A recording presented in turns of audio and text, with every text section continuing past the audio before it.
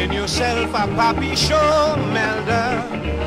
You making yourself a bloody clown. Greetings from Castle Goring, from Mickey, Aurora, and from me. Well, oh dear, an awful lot has been happening, hasn't it? So, I am going to start out with what Peggy Gordon and Tulsida Blake say. So Peggy Gordon says, "Dear Lady C, I wish you would weigh in on Lamarckle's appearance at the Balenciaga fashion show. The Balenciaga fashion show. I'm just in ecstasy with myself. And her interaction with Anna Wintour at that event. And Tulsida Blake says, cannot wait for your video on her at the Paris Fashion Week appearance on October the 4th. We'll start with those two. I'm encapsulating them. So, well, first of all, I thought she looked as good as it's possible for her to look.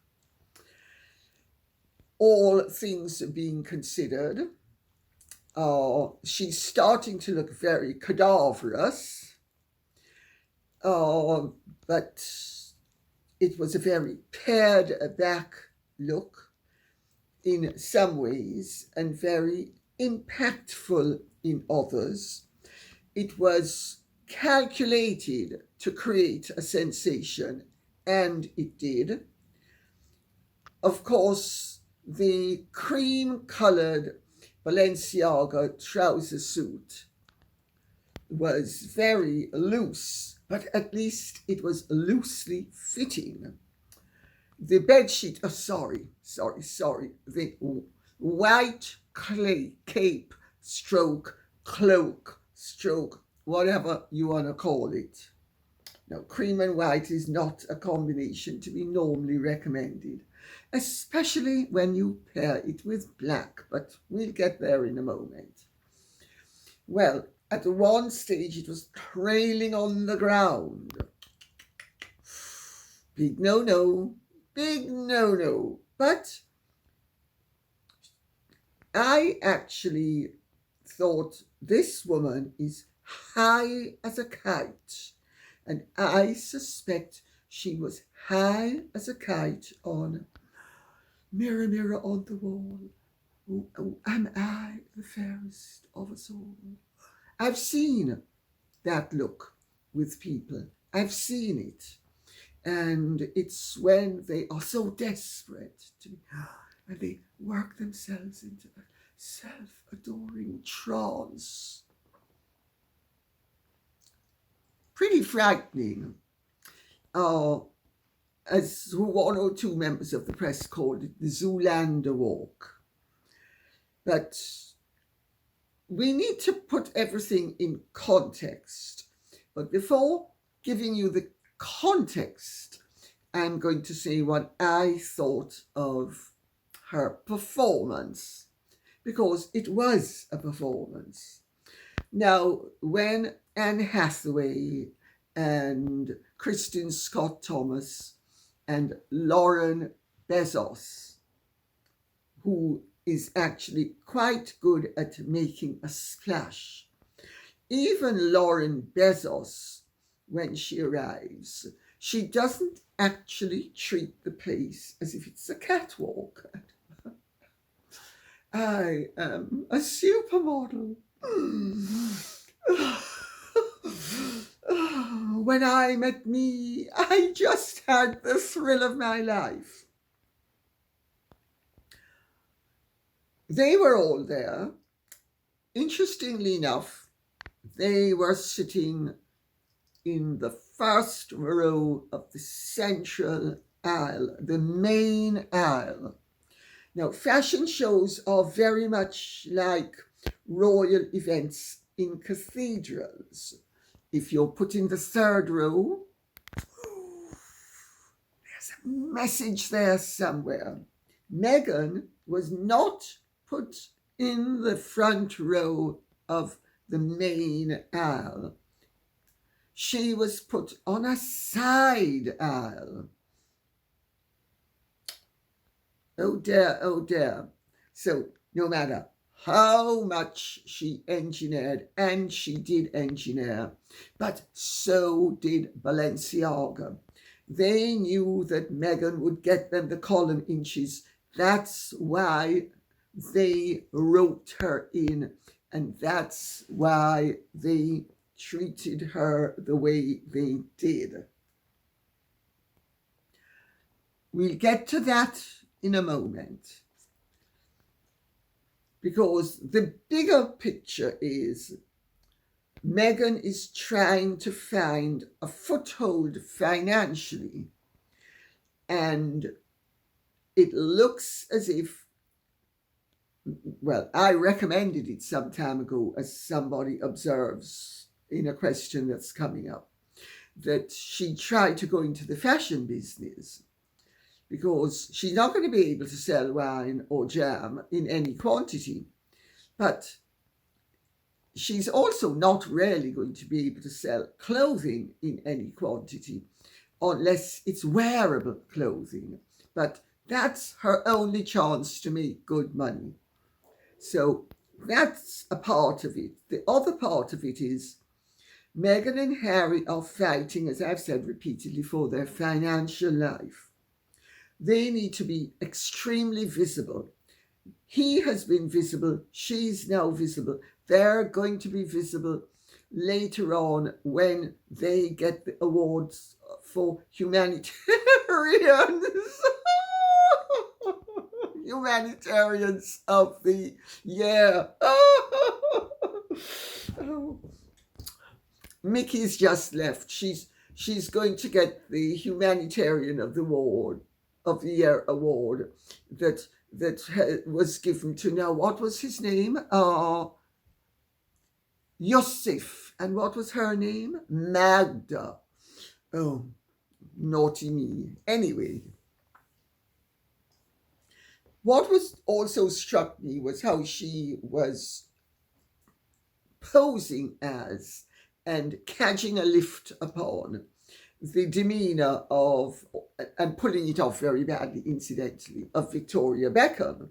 You know, the I never smile look. And of course, Victoria Beckham has a show about her with Netflix coming up. So she, 1 minute she's cosplaying Diana, the next she's now cosplaying Victoria Beckham. I mean, you couldn't make it up. Then, of course, it is announced by her people that she is in Paris to support Pier Paolo Piccioli, who is the recently appointed designer. He used to be with Valentino from 2008 to 2024. First of all, he was with Valentino jointly with Maria Grazia Chiuri. That was from 2008 to 2016. Then he was with Valentino as their, suppose you call it, creative director. And now, since May of this year, he has been the creative director of Balenciaga. Meghan, of course, needs the publicity. So does Balenciaga. Balenciaga was cancelled in 2022 under its previous creative director's decisions, which I'll come to in a little while.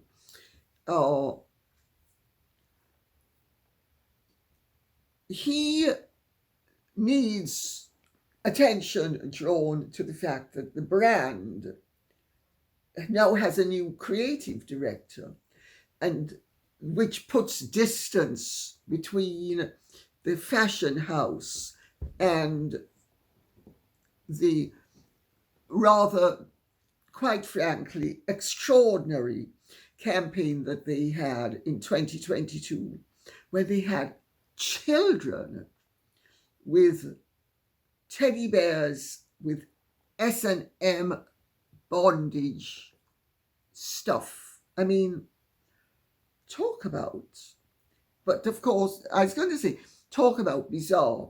But what people don't realize is that the couture houses do put on shows intending that they gain column inches by being outlandish, by being bizarre.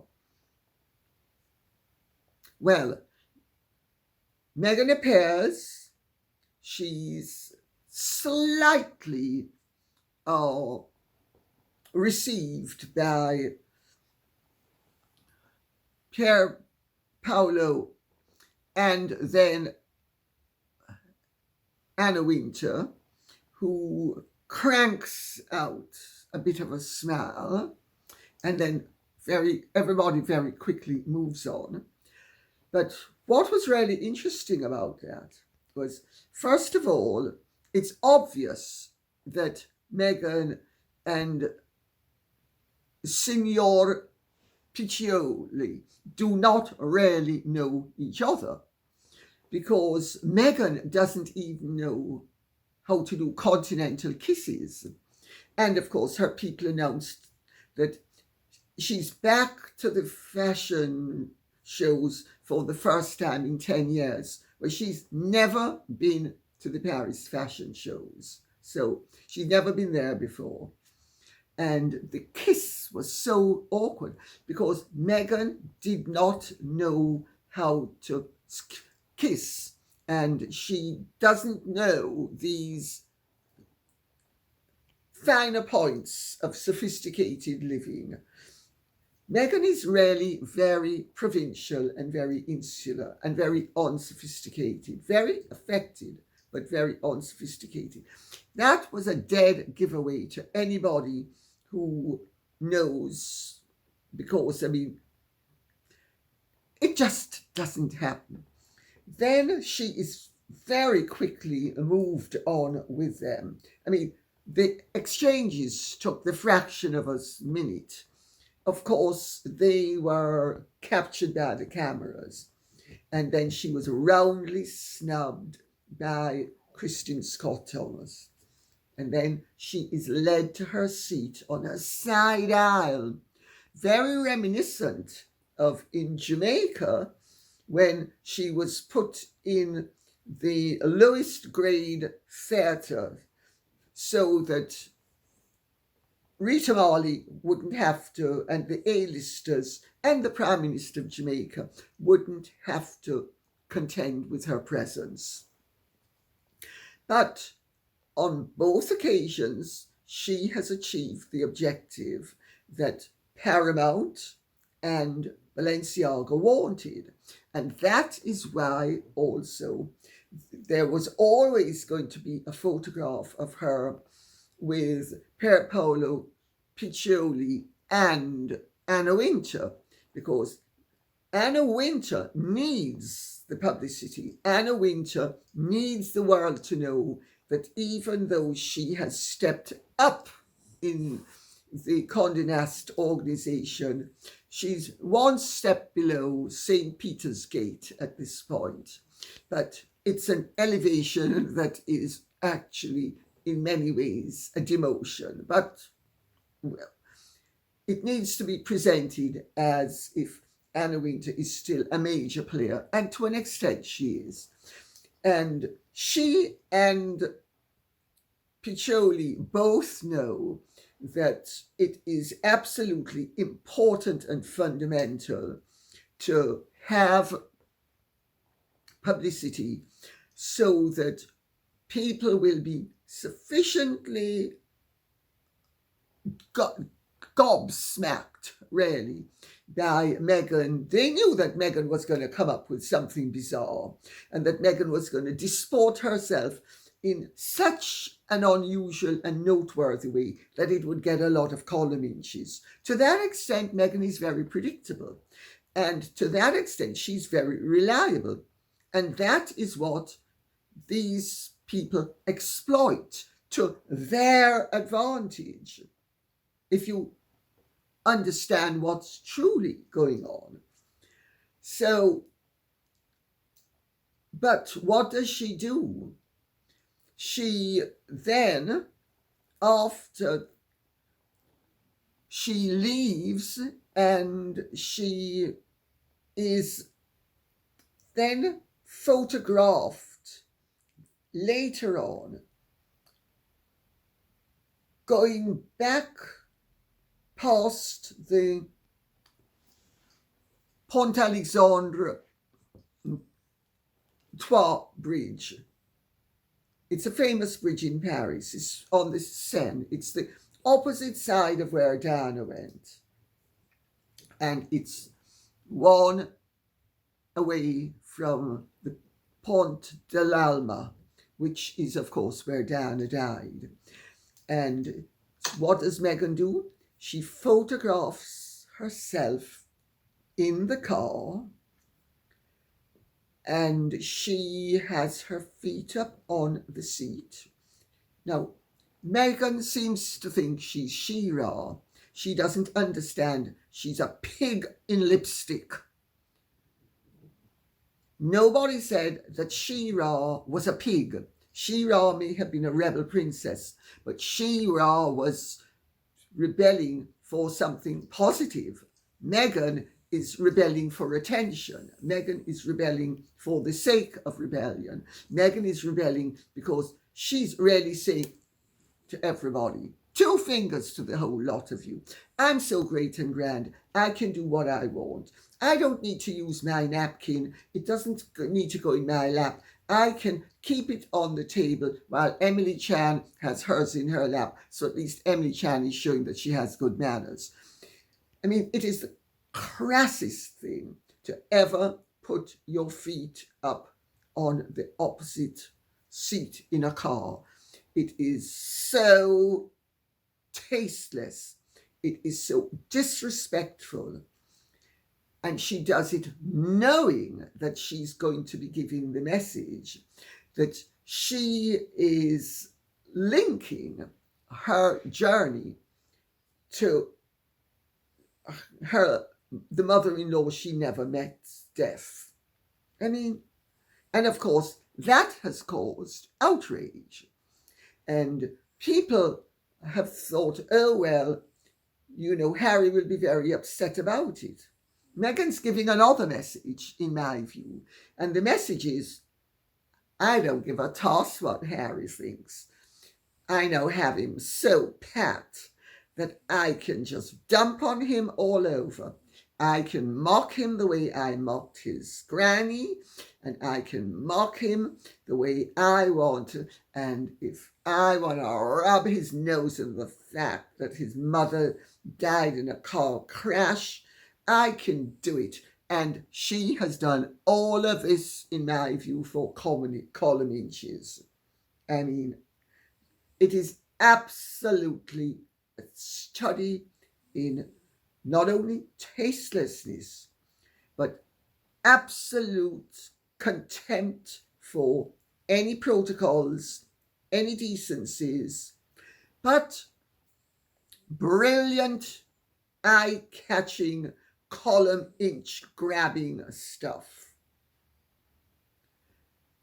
I know a lot of people don't want to hear it, but I have come to the conclusion that Meghan Markle has a genius for getting herself attention. Of course, it's a destructive genius, but it is nevertheless genius. And the irony is, she would have got an equal amount of attention had she sailed in, behaved herself as if she were a guest at the show, and not even an A-list guest, because you don't stick your A-list guests on side aisles. It's just not done. It's the version of Princess Anne's feather in the face. Let's put it that way. So, I hope that explains. Lily of the Valley Freddy says, Dear Lady C, I was browsing the internet and an article popped up about Meghan Markle being paid $1 million to attend Balenciaga's fashion show, plus all expenses. Wow! Meghan Markle is going to be milking it all the way. Can you please confirm if it's true? Thanks. Well, Balenciaga is a fashion house that was very eminent. I actually have one or two Balenciagas from the day when Cristobal Balenciaga was the head of the fashion house, and then when it functioned in his tradition. Of course, I can't get into them. In fact, I'm not sure my big toe can get into them anymore. But there we go. That happens with the passage of time. At least I'm not looking as if I'm emaciated. So at a certain point, you do need to gain a bit of weight. There is rebranding going on because the fashion house has had to move itself on from the debacle of being cancelled in 2022. So they have appointed a new designer, and they have got rid of their old designer, his name is Demna. He is a Georgian designer, and he was with Balenciaga from 2015 to 2025. Before that, he was with Vetements from 2014 to 2019. And before that, he was with Louis Vuitton from 2013 to 2015. He's moved to Gucci. You can move as a designer and lose your bad decisions in the transition. And it was a bad decision, but let's be clear about the fact. The bad decision with the S&M bondage stuff and the children would not have been his alone. It would have been at a very senior level of the company to create a sensation, to have a drama going, to get column inches, and it backfired.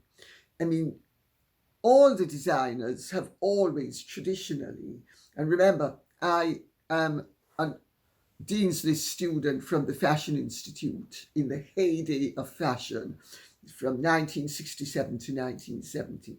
So I was trained up properly, and I know something about the fashion industry, not only because my original degree is in fashion, but also because I come from a family that owned department stores. And also my whole life has been lived in a fashionable world, surrounded by people who were fashionable. And I can tell you the way it works.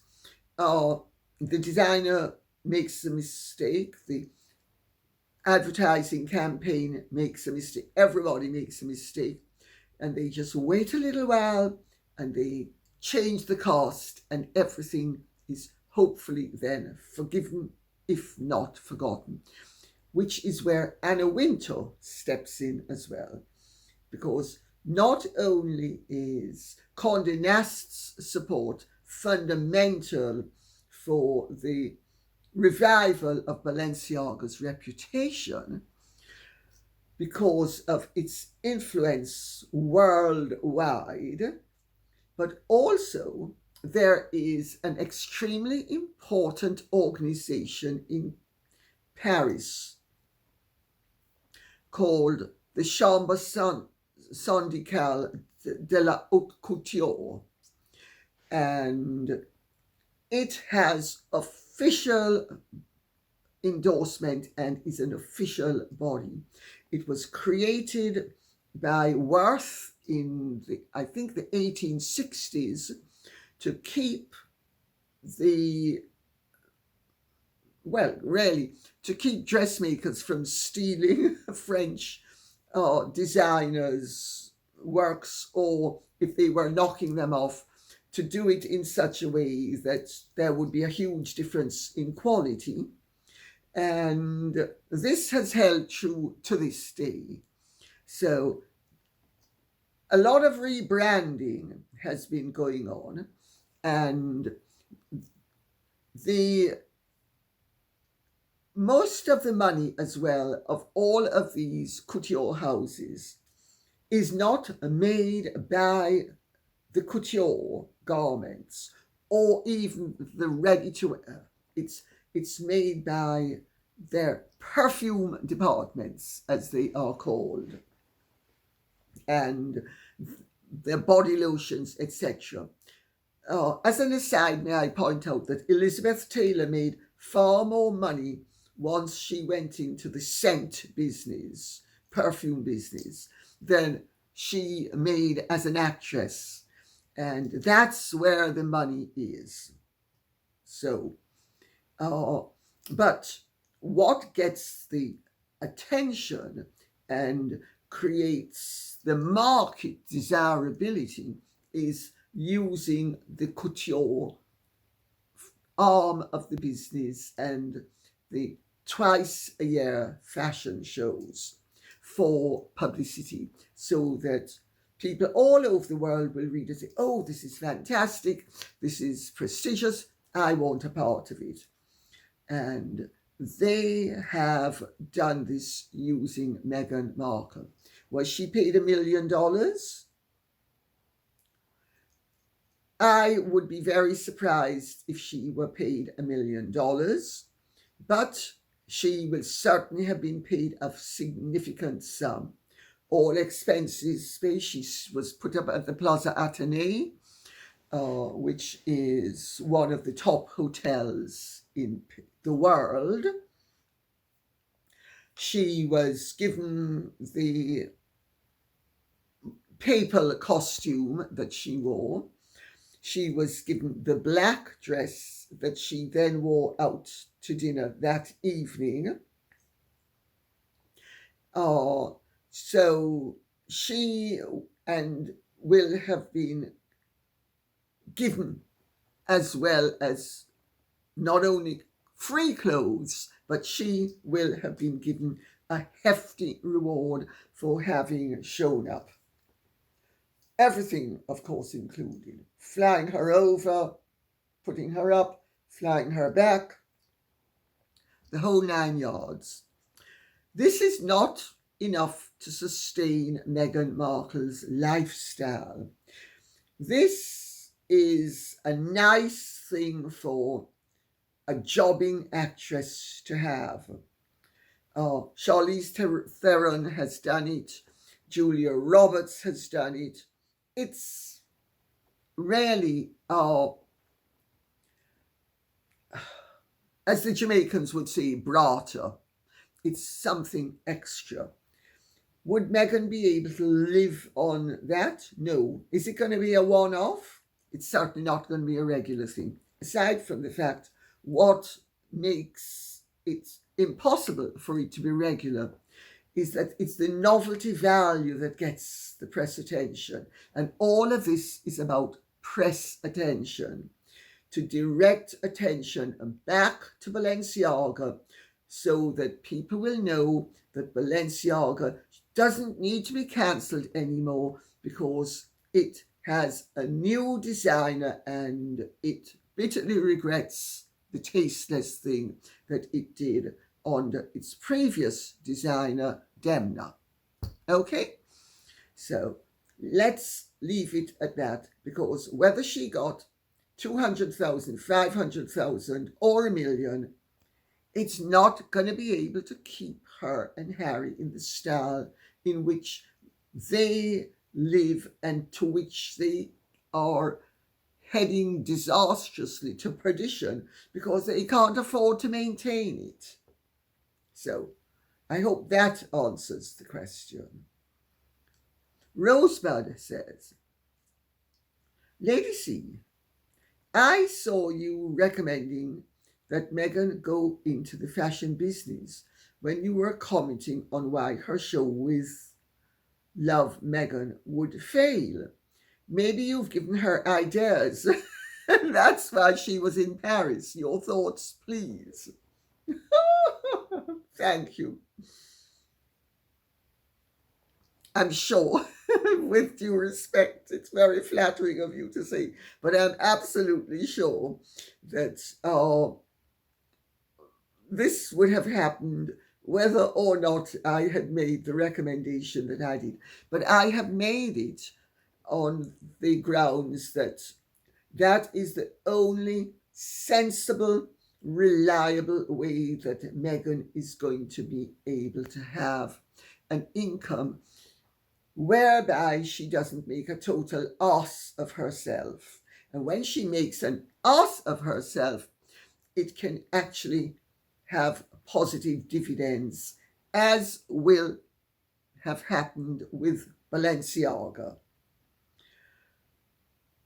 Nobody is interested in buying overpriced wine and runny gook that's called, what's it called? Spread, because it can't even be called jam. Nobody's interested in that. And not in any quantity. I mean, if Meghan could make up that with Jessica Mulroney and